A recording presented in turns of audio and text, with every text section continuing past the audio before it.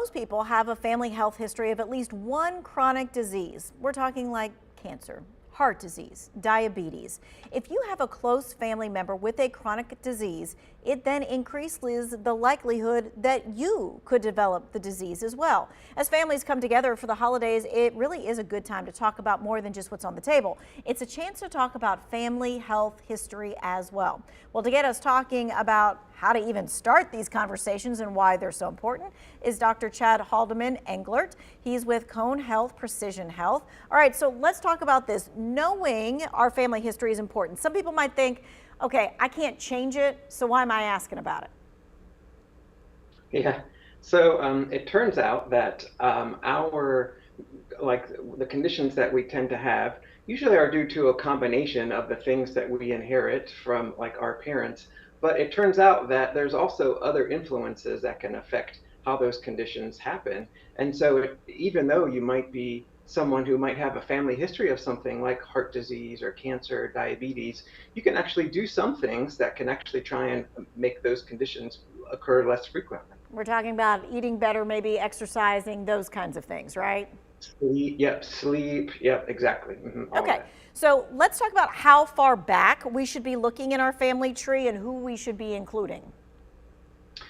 So if someone were to come see us in one of our genetics clinics, so we're a group of genetics providers, of physicians and genetic counselors, and when we tend to see people in our clinic, what we often do is we generate what's called a pedigree. And so that is especially a 3-generation pedigree at least. And so that's the individual that's coming to see us, plus any of their siblings, kind of on that generational level. But then we want to know about their parents and maybe their siblings on that generational level, and maybe even go one higher up to the grandparents. And so that's what we call kind of 3 generations. And you'll see us draw, if you ever come to see us in clinic, we have circles and squares and lines connecting everything. And so that's what we call that family tree. And of course, if you have children, then that would be another important thing to add to that as well. Gotcha. Okay, so let's talk about the information we should ask about. And is it just about who had what, or do we need to know specifics like the age they were diagnosed, or if the what happened when the heart attack happened, that kind of stuff? Yeah, it turns out that the earlier that something occurs in an individual might make it a little bit more important for you to know about. So for instance, someone who has cancer before the age of 50, whether it be breast cancer or colon cancer, things like that, or heart attacks like at a younger age, that younger age is actually a really important thing to think about. Another thing is rare kinds of disorders. So that would be like, let's say you have a rare type of cancer, or someone in your family that has what we call a rare condition. Those are things to also pay attention to as well, because when you see something occur earlier or something that seems a little bit more on the rare side, that might increase the chance that there actually is something genetic going on that caused that to happen in that person. Okay, understood. So when people think of family health history, many tend to think about things like what we talked about, cancer, heart disease, diabetes, but what other aspects of health history would also be really important to know? I tend to think about things in the category of like dementia. I kind of like, what are some of the top things that are conditions that affect people in the United States? And dementia is one that's really high. Chronic kidney disease is one that's really high. And so conditions like that, I would also consider adding to the mix, just because that's stuff that can run through the families that can increase a person's risk for things like that as well. So I would kind of look at the things that tend to be common things that people tend to go to the doctors for, and that would be the sort of stuff that you would want to think about. Okay, now I want you to talk about like what happens once we know this information, how that could impact like our healthcare kind of decisions going forward, tests and things like that. So if you are determined to have, like, let's say you know that there's something genetic in your family, then one of the things to think about is actually yourself getting tested to see if that's something that you inherited or that you may also have. If you do actually carry something that runs in the family, then that definitely could have implications on when you might want to get testing or screening performed, especially for things like breast cancer, colon cancer, those sorts of things you would want to start at an earlier age than what's typically recommended for just the general population. And so you could base some of that information on your family history, but if there's certainly something known in the family in regards to a genetic condition and you get tested for that, then I would recommend that you follow whatever those types of guidelines are related to what you were tested for, and if that were to turn out to be positive. Okay, and so you talked about family health history, you talked about genetics. When should someone like consider actually getting some kind of genetic testing or things of that nature? Certainly, if it's known in the family that there is a genetic condition, that is definitely one thing to think about. And again, we have, you could see a genetics provider that could be like a genetic counselor or geneticist that could talk with you about what are your options for testing, what are the chances that you could potentially have something. But the information could be very helpful, obviously, in regards to your health and what types of then treatment you would want to do based on what that testing would show. All right, and I think you use this word, and I don't know if I'm going to say it correctly again, genomics? Genomics? Genomics, Yeah. okay, genomics. So explain what that is with regards to like our personal health journey. So genomics is, I sort of think about it that it's basically the genes that are in, so our bodies are made up of thousands or actually trillions of cells. And inside of those cells is our DNA, and the DNA makes up our genes. And those genes are the things that are important for telling our bodies how we should function. So basically how we grow, how we develop, what the body should do. And so it turns out that we all carry differences to our genes. The question is are those differences ones that could really impact our health, or are they just something that's kind of benign and we don't really have to worry about it? The majority is in that second category. However, some conditions or genetic changes could actually have really significant impacts on our health. And so you would definitely want to say, all right, then if I have a genetic condition like this, then that could certainly impact that.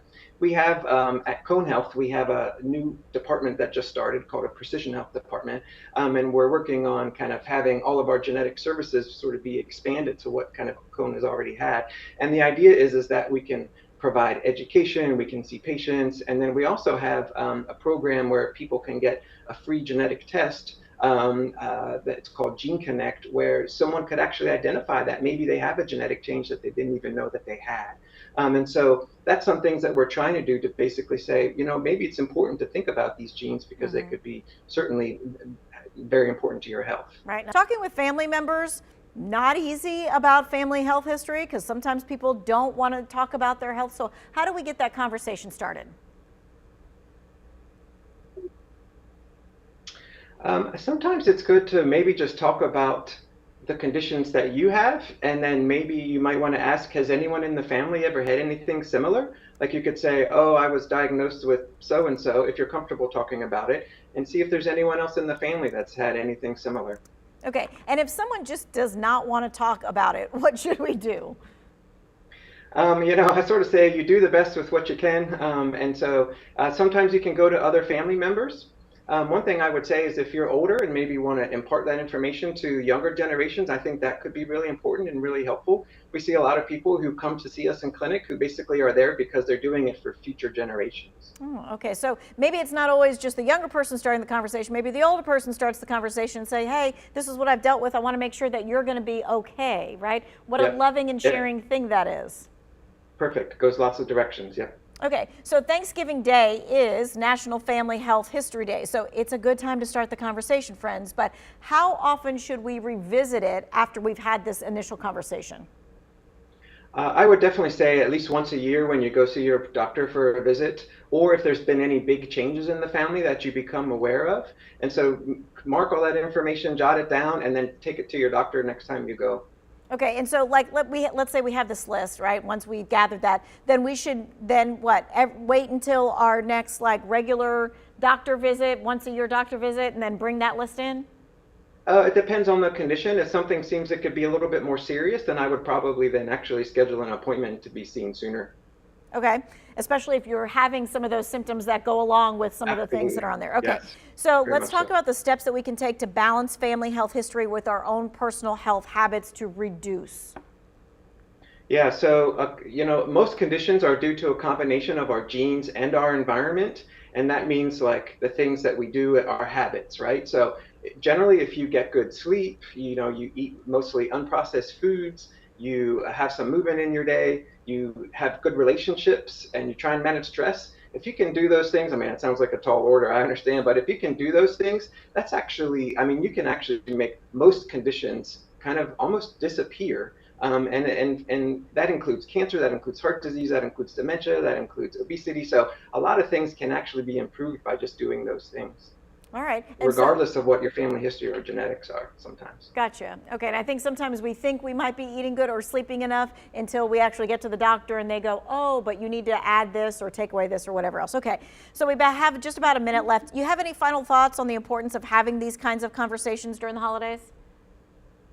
I think it's okay not to push it. I think if you want to get some information and you try it at the Thanksgiving table and you're not getting it, it's okay to try later.